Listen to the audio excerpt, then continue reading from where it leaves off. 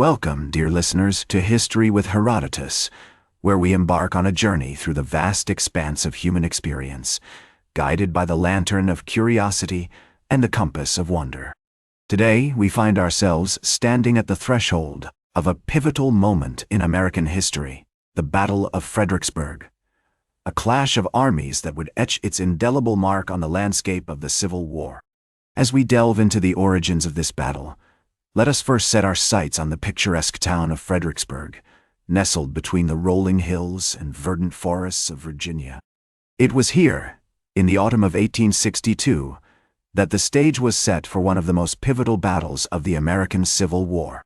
The town, with its rich history dating back to the colonial era, was a microcosm of the larger conflict, with its residents divided in their loyalties between the Union and Confederacy. Many of its citizens had strong ties to the South, while others had economic and cultural connections to the North. In the months leading up to the battle, the town of Fredericksburg became a crucial strategic location, situated as it was on the Rappahannock River, which formed a natural barrier between the Union and Confederate armies.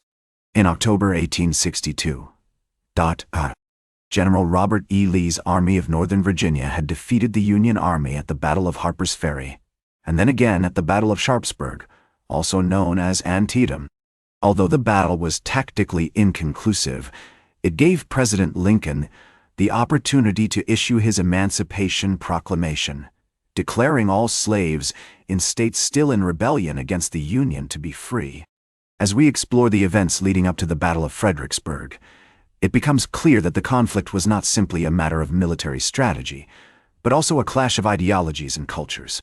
The town's residents were deeply divided, with some, like the prominent merchant and Confederate sympathizer, John Mary, openly supporting the Southern cause, while others, such as the local abolitionist and Union supporter, Samuel H. Stevens, secretly aided escaped slaves and Union soldiers.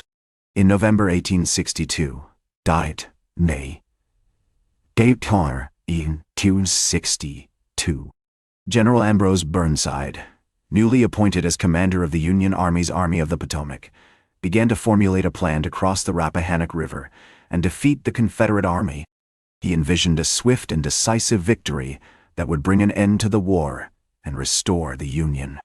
However, his plan was fraught with risk, relying on a series of complex maneuvers and precise timing. As we examine the historical context of the Battle of Fredericksburg, it is evident that the battle was not an isolated event, but rather part of a larger narrative that spanned the American Civil War. The conflict involved some of the most prominent figures of the time, including President Lincoln, General Lee, and General Burnside, each with their own distinct personalities, motivations, and strategies. With the stage thus set, we find ourselves poised on the cusp of a new era in our exploration of the Battle of Fredericksburg. Having examined the precursors and origins of this conflict, we shall now proceed to explore the primary events of the battle itself, as the armies of the Union and Confederacy clash in a frenzy of cannon fire, musketry, and hand-to-hand combat. The tale that unfolds will be one of heroism and sacrifice, of strategic brilliance and catastrophic blunders, all set against the backdrop of a nation torn apart by the conflicting ideals of freedom and unity. Join me, dear listeners, as we embark on this journey into the very heart of the Battle of Fredericksburg.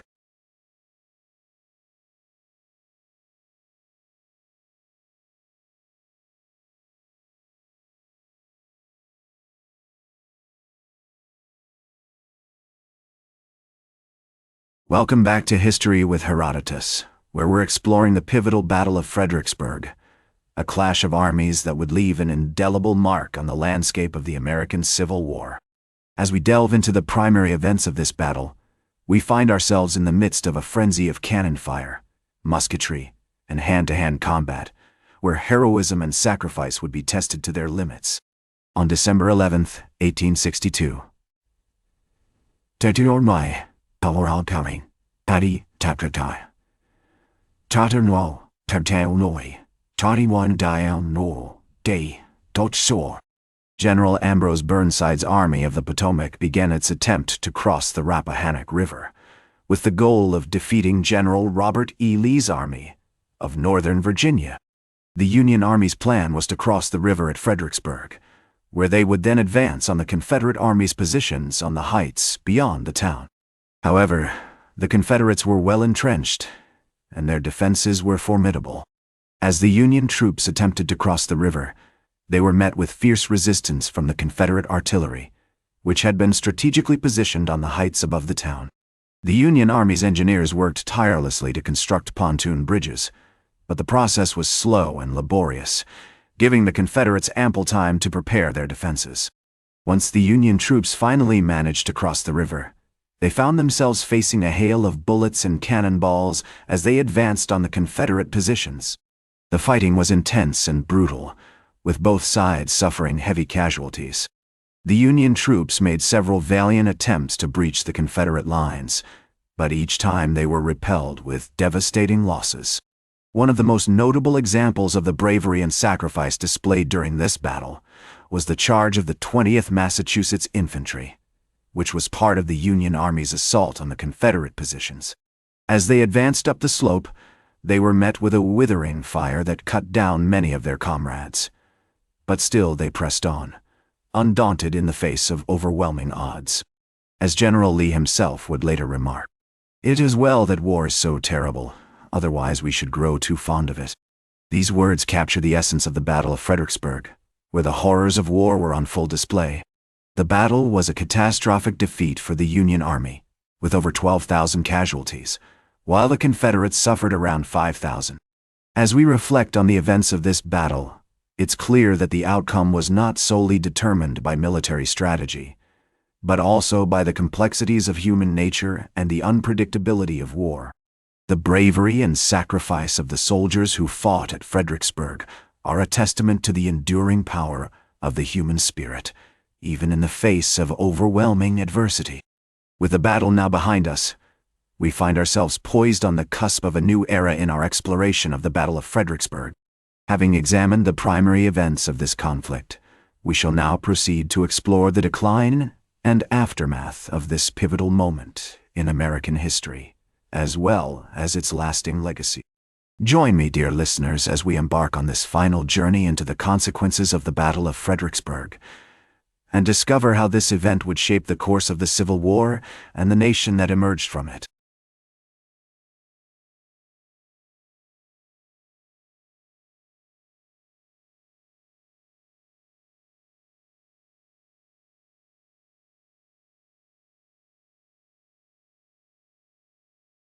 Welcome back to History with Herodotus, where we're exploring the pivotal Battle of Fredericksburg, a clash of armies that would leave an indelible mark on the landscape of the American Civil War. As we delve into the decline and aftermath of this battle, we find ourselves in the midst of a nation torn apart by conflict, grappling with the consequences of a devastating defeat. The Union Army's catastrophic loss at Fredericksburg had far-reaching implications for the war effort. The defeat led to a crisis of confidence in General Ambrose Burnside's leadership, and he was eventually relieved of his command. The Union Army's morale was severely shaken, and it would take months for them to recover from the losses they suffered during the battle. In contrast, the Confederate Army's victory at Fredericksburg was a significant boost to their morale and confidence. General Robert E. Lee's strategic brilliance and the bravery of his troops had paid off, and they had successfully defended their territory against a formidable foe.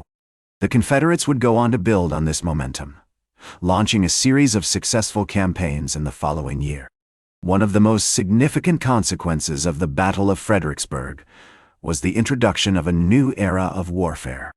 The battle marked one of the first times that rifled cannons and minié-balls were used on a large scale, leading to unprecedented levels of carnage and destruction. The horrors of war were on full display at Fredericksburg, with thousands of soldiers killed or wounded in a matter of hours. As the Union Army regrouped and reassessed their strategy, they began to realize that the war would not be won quickly or easily. The Battle of Fredericksburg had shown them that the Confederates were a formidable foe, determined to fight to the death for their cause. This realization led to a shift in the Union's approach to the war, with a greater emphasis on siege warfare and attrition. The decline and aftermath of the Battle of Fredericksburg also had significant implications for the town itself. The battle had left Fredericksburg in ruins, with many buildings destroyed or damaged beyond repair. The town's residents were forced to flee, seeking refuge in other parts of the state. It would take years for Fredericksburg to recover from the devastation wrought by the battle. In the years that followed, the Battle of Fredericksburg would become a symbol of the brutality and sacrifice of the American Civil War. The bravery and sacrifice of the soldiers who fought at Fredericksburg would be remembered as a testament to the enduring power of the human spirit, even in the face of overwhelming adversity. As we reflect on the decline and aftermath of this pivotal battle, we are reminded that the consequences of war are far-reaching and profound, shaping not only the course of history, but also the lives of those who fought and died. As we conclude our exploration of the Battle of Fredericksburg, we find ourselves at a crossroads in American history. The battle marked a turning point in the Civil War, a moment when the tide of the conflict began to shift in favor of the Union. But it also marked a moment of profound loss and sacrifice, a reminder that the cost of war is always paid in blood and tears. Join me next time on History with Herodotus as we explore more pivotal moments in history and discover how they have shaped the world we live in today. That's all for today's History with Herodotus. Remember to like, share, and subscribe. And until next time, remember that to understand the present, we must first understand the past.